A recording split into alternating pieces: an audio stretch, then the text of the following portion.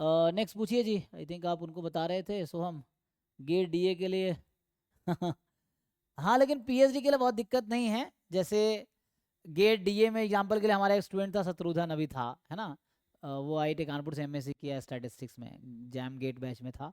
तो आईआईटी रोपड़ से वो भी पीएचडी कर रहा है डेटा साइंस में। तो उसका 3000 रैंक था अराउंड गेट डीए में, तब भी उसको पीएचडी आईआईटी रोपड़ मिल गया है। क्योंकि पीएचडी में जाने के लिए कोई ऐसा कंपटीशन नहीं कि इतना स्कोर चाहिए ही चाहिए, हर जगह ऐसा नहीं है। वहाँ बस एक चाहिए कि क्वालिफाई होना चाहिए सो दैट फेलोशिप मिल सके। पीएचडी में ये है ना। एमटेक बीटेक में एमटेक में बहुत ज़्यादा कंपटीशन है, इसीलिए अब सीटें 50 ही हैं, बच्चे 500 अप्लाई कर रहे हैं, और all get paper almost allowed है। तो वो जो टॉप रैंकर्स हैं उनको ही मिल पाता है एमटेक, तो वहाँ ज़्यादा कंपटीशन है एमटेक में। ठीक है सोम, जो आप कह रहे हैं शायद, है ना।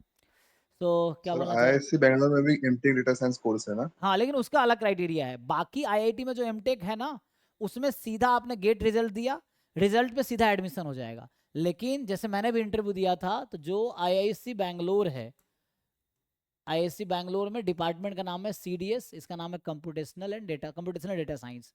तो ये दोनों प्रोग्राम इनके यहाँ है। इनके यहाँ एमटेक डेटा साइंस है, डीएस लिख देता हूँ, डेटा साइंस, और पीएचडी डेटा साइंस है।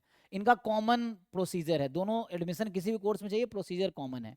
कॉमन तो ये है कि पहला आपका गेट क्वालिफाई होना चाहिए, जो पहली एलिजिबिलिटी है कि गेट क्वालिफाई हो, गेट एसटी, या आई थिंक जो अभिनव है, हमारा स्टूडेंट रहा है 2021-20 में, है ना, 20-21 में, वो आईएससी बैंगलोर अभी ज्वाइन किया था, गेट में हाँ इस बार सर। 17 रैंक था।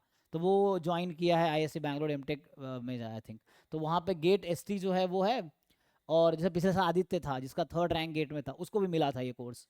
तो लेकिन इसमें डायरेक्ट नहीं मिलता। फिर कह रहा हूँ आईआईटीज में क्या है कि आपके रैंक के अकॉर्डिंग मेरिट पे एडमिशन हो जाता है बिना इंटरव्यू के। लेकिन आईएससी बैंगलोर में क्या है, पहले तो ये क्वालिफाई होना चाहिए, फिर आप अप्लाई करोगे, है ना। पहला तो आपको ये क्वालिफाई करना पड़ेगा, गेट एसटी या गेट डीए, या उसमें भी बहुत सारे गेट पेपर अलाउड है। आप चेक कर सकते हो वेबसाइट पे क्या क्या गेट अलाउड है। तो बहुत सारे गेट सब्जेक्ट्स अलाउड है वहाँ पे, कि कोई भी बच्चा जो इनमें से कोई भी एक क्वालिफाइड है, बहुत सारे गेट पेपर में से जो उनका अलाउड है, कोई भी क्वालिफाई हो चलेगा, क्वालिफाई हो जाना चाहिए बस।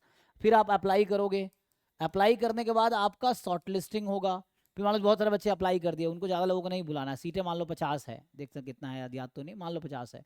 तो उसमें फिर आपको शॉर्ट लिस्ट करेंगे कुछ बच्चों को, मान लो हो सकता है 50 सीटें, 250 बच्चों को बुलाएंगे एग्जाम्पल के लिए। तो शॉर्ट लिस्ट करेंगे, फिर शॉर्ट लिस्ट का मेल आएगा आपको, फिर आपका इंटरव्यू होगा, फिर जाके आपका एडमिशन ऑफर आएगा। तो ये प्रोसीजर है आईएससी बैंगलोर का।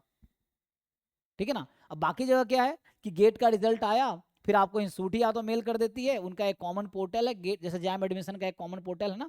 जैसे जैम एडमिशन के लिए काउंसलिंग वेबसाइट पे हो रही थी, जहाँ से आपने एडमिट कार्ड डाउनलोड किया, मार्कशीट डाउनलोड किया, वैसे गेट का भी पोर्टल है। तो वहीं से काउंसलिंग हो जाएगी, या वो मेल करेंगे या आप अप्लाई करेंगे, तो सीधा आपको अप्लाई किया और मेरिट पे, जैसे जैम में एडमिशन होता है बिना इंटरव्यू के, वैसे ही एमटेक में एडमिशन हो जाता है आईआईटी में बिना इंटरव्यू के। लेकिन इन कोर्स में ऐसा नहीं है। यहाँ आप जाके पहले गेट निकलेगा, फिर उनके वेबसाइट पे जाके आप अप्लाई करोगे, फिर आपका शॉर्ट लिस्टिंग मेल आएगा, फिर जाके इंटरव्यू होगा, फिर एडमिशन होगा। तो ये दोनों का प्रोसीजर सेम ही है। दोनों का रिटर्न टेस्ट भी, अच्छा रिटर्न टेस्ट भी होता है इनका। मुझे याद है, आई थिंक रिटर्न टेस्ट भी है शायद। यस, सो अप्लाई करने के बाद शॉर्ट लिस्ट होगा, शॉर्ट लिस्ट के बाद टेस्ट एंड इंटरव्यू दोनों है। रिटर्न टेस्ट भी है एंड इंटरव्यू भी है, दोनों होगा। Written test plus interview, and then जाके आपका एडमिशन कंफर्म होगा। तो ये प्रोसीजर है, चाहे वो एमटेक में जाना हो या पीएचडी में जाना हो, दोनों का प्रोसीजर कॉमन है।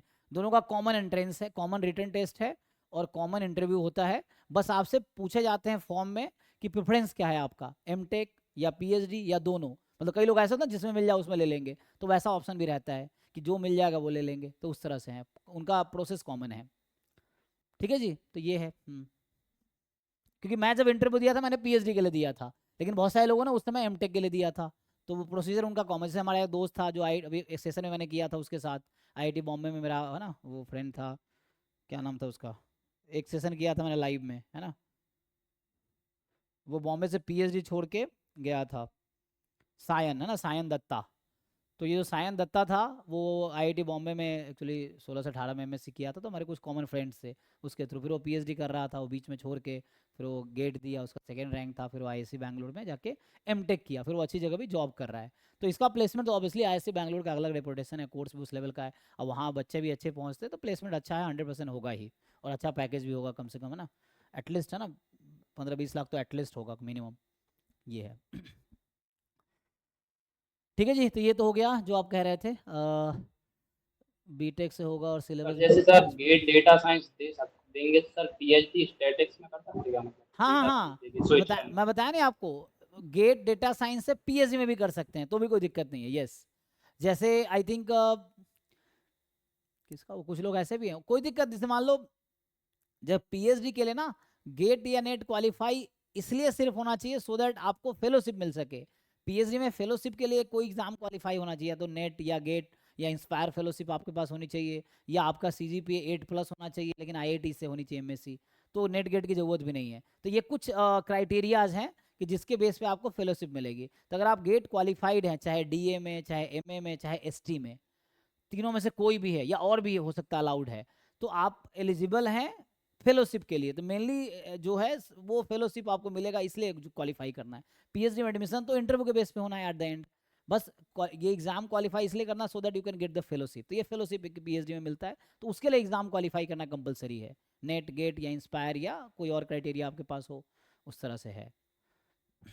और सर मतलब स्टैटिक्स में भी अगर सर मान लो स्विच करना हो जैसे डीए देके हाँ तो हो हाँ हाँ, सकता है। गेट डीए दे के आप पीएचडी स्टैटिस्टिक्स में कर सकते हैं आईआईटी में, कोई दिक्कत नहीं है। गेट एमए दे के भी, गेट मैथमेटिक्स से भी पीएचडी स्टैट्स में कर सकते हैं आईआईटी से, पीएचडी डेटा साइंस में कर सकते हैं। तो ये सब रिलेटेड फील्ड है ना, क्योंकि ये सब रिलेटेड फील्ड हैं, तो रिलेटेड फील्ड अलाउड है। GATE mathematics, GATE statistics, GATE data science, ये तीनों रिलेटेड फील्ड है, क्योंकि डेटा साइंस में क्या है, स्टैट्स भी है, मैथ्स भी है, थोड़ा कंप्यूटर साइंस और मशीन लर्निंग थोड़ा सा है, तो ये सब रिलेटेड फील्ड है। तो इसमें कोई भी इनमें से एक क्वालिफाई कर लेते हो तो तुम किसी भी एक सब्जेक्ट में पीएचडी कर सकते हो, चाहे मैथ, स्टैट्स, डेटा साइंस, किसी में भी कर सकते हो, किसी भी एक गेट क्वालिफाई करके किसी भी सब्जेक्ट में पीएचडी कर पाओगे, एलिजिबल है, कोई दिक्कत नहीं होगी। Okay sir, thank you. Hmm.